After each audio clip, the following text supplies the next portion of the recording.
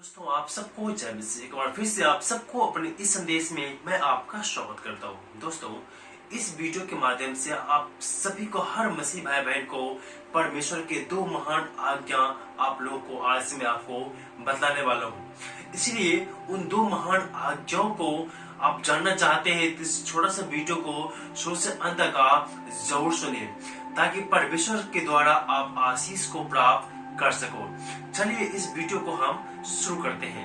दोस्तों, हम बाइबल को पढ़ेंगे। निर्गमन उसका 20 अध्याय 3 वचन को पढ़ते हैं। इस प्रकार से लिखा हुआ है, तू मुझे छोड़कर दूसरों को ईश्वर करके न मानना। मेरे प्रियो, जब प्रभु यीशु मसीह में आप विश्वास करते हैं, बाइबल को पढ़ते हैं, तो परमेश्वर आपसे वादा करता है, परमेश्वर आपसे आज्ञा देता है कि तू मुझे छोड़ करके दूसरों को ईश्वर करके ना मानना। अर्थात जब आप प्रभु यीशु मसीह में विश्वास करते हैं, परमेश्वर के अलावा किसी को भी परमेश्वर के स्थान नहीं देना है, परमेश्वर समझ करके उसको पूजा आराधना नहीं करना है यहोवा परमेश्वर के अलावा। क्योंकि मैं प्रियो, बहुत सारे मसीही आज से जब हम मस्जिद में जाते हैं, जो वे भी प्रभु यीशु मसीह में विश्वास किया, जो नया विश्वासी है प्रभु भी मसीह में, उन लोग के लिए उन लोग क्या सोच होते हैं कि सभी परमेश्वर, सभी भगवान बराबर होते हैं। आज संडे है तो आज चर्च चला गया, उसके बाद में कभी मंदिर चले जाएंगे, कभी पूजा कर लेंगे, कभी वो कर लेंगे। तो उनके नजर में सारा भगवान अर्थात सारा परमेश्वर एक ही है। लेकिन ऐसा हमें बाइबल नहीं सिखाता है। अब जब परमेश्वर को विश्वास करते हैं तो सारा परमेश्वर एक नहीं है। परमेश्वर के जो वचन है वो आज आप सिखाता है, वो आपको आज आज्ञा देता है कि तुम मुझको छोड़ करके किसी दूसरे को ईश्वर करके नहीं पूजना। अर्थात जो स्थान आप परमेश्वर को देते हैं, वो स्थान किसी दूसरे अन्य देवी देवताओं को नहीं देना है। अर्थात आपको परमेश्वर के अलावा किसी अन्य देवी देवता की पूजा आराधना नहीं करना है जब आप परमेश्वर को विश्वास करते हैं। तो इसलिए इन महान आज्ञाओं को अपने जीवन में आप लागू करें। अगर परमेश्वर को छोड़ करके किसी और को आप पूजा आराधना करते हैं, किसी और की आराधना करते हैं, तो परमेश्वर उससे जलन रखता है, परमेश्वर उससे नफरत करता है, उससे परमेश्वर का क्रोध भड़कता है और आप आशीष के जगह परमेश्वर से श्राप का उत्तराधिकारी हो जाएंगे। इसीलिए परमेश्वर चाहता है कि आप स्वयं, जब आप परमेश्वर का स्थान किसी और को ना दें। इसलिए ये परमेश्वर का महान आज्ञा है कि तुम मुझे छोड़ करके दूसरों को ईश्वर करके ना मानना। ये परमेश्वर के आपके लिए महान आज्ञा है।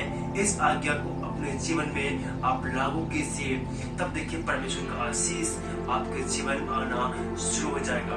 और एक और दूसरा आज्ञा हम देखेंगे, इसी निर्गमन के 20 के बारे में लिखा हुआ है, तू अपने पिता और अपनी माता का आदर करना, जिससे जो देश तेरा परमेश्वर यहोवा तुझे देता है उसमें तू बहुत दिन तक रहने पाएगा।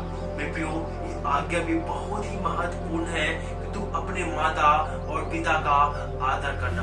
आज बहुत सारे मसीह भाई बहन भी अपने माता पिता की बातों को नहीं मानते, अपने माता पिता के कहने के अनुसार नहीं चलते हैं। इसीलिए उन सारे मसीहों को परमेश्वर आज आज्ञा देता है कि सबसे पहले तू क्या करना, अपनी माता और पिता का आदर करना, उनके हर अच्छे बातों को तू मानना, वो जो तुझे सिखाए, जो तुझे चलाए, उसको तुम सीखना और अपने जीवन में आगे बढ़ना।